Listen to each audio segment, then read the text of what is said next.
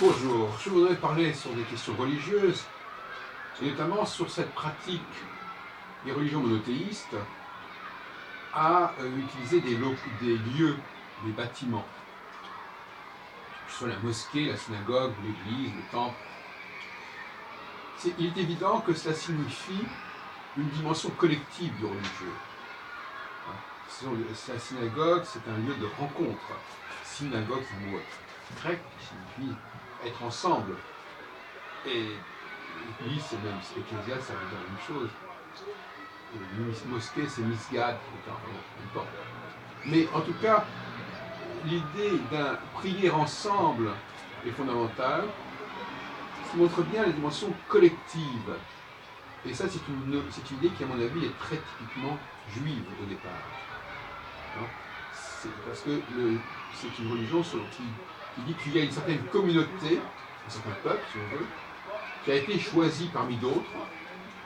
Et donc, par conséquent, cette communauté, eh bien, par le biais du temple, par le biais de la synagogue, par le biais de l'église,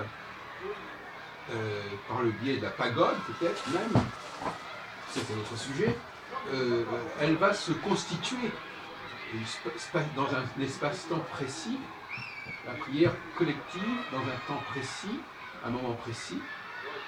Et par conséquent, la dimension individuelle me paraît assez secondaire dans tous ces cas de figure.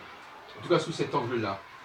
La prière collective est fondamentale, le nous est fondamental, et le je l'est beaucoup moins.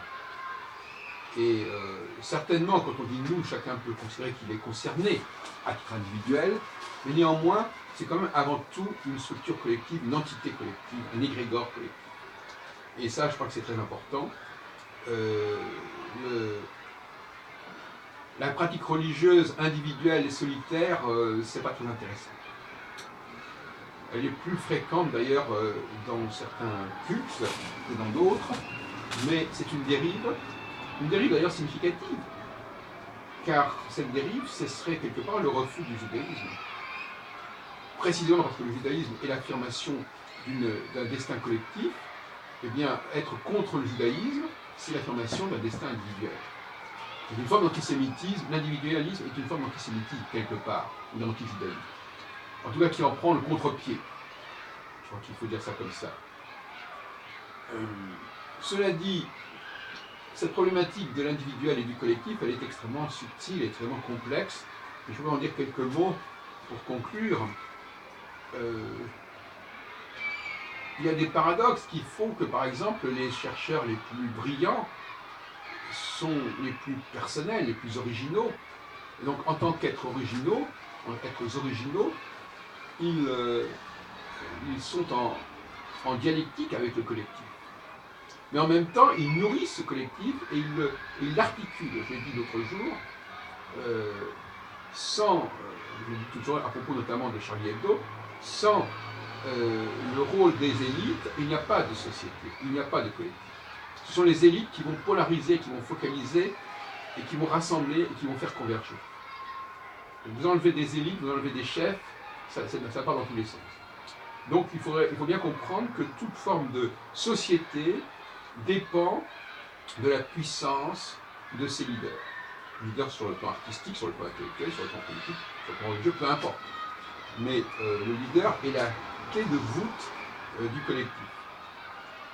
Donc, le leader est à la fois un individu puissamment affirmé, mais au service du collectif.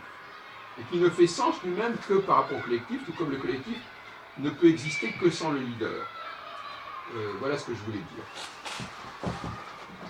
D'où le rôle du prêtre, le rôle du rabbin. Mais là, on en a parlé au niveau de la conception de la liturgie. Je pense que le grand défaut, la grande menace dans le collectif actuellement, c'est que à partir du moment où on est dans le collectif, on est dans le figé.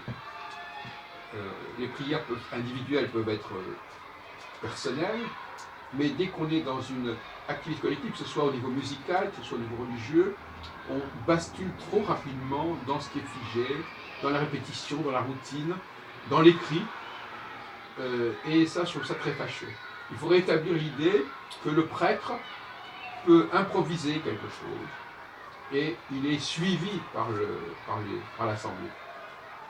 Il faut rétablir la notion d'improvisation sous cette forme-là, comme en musique d'ailleurs, c'est-à-dire qu'il y en a un qui lance une thématique, qui improvise une thématique, et les autres reprennent.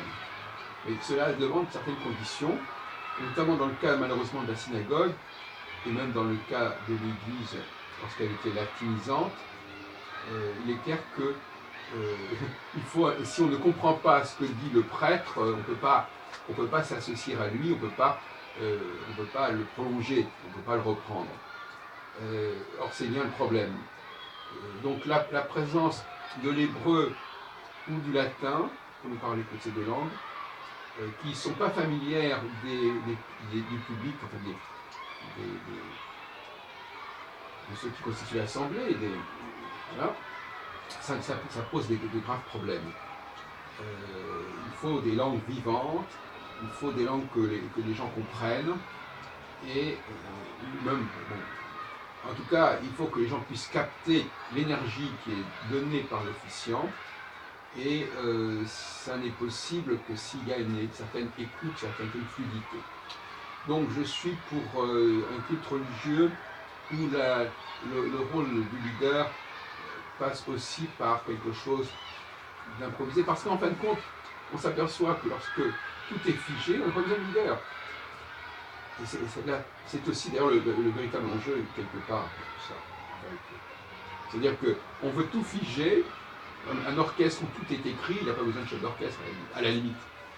Une réunion synagogale où toutes les prières sont inscrites une fois pour toutes, pas besoin de rabbin. Donc finalement, c'est assez vicieux tout cela. Vouloir figer les choses, c'est aussi vouloir castrer le leader, le castrer de son rôle.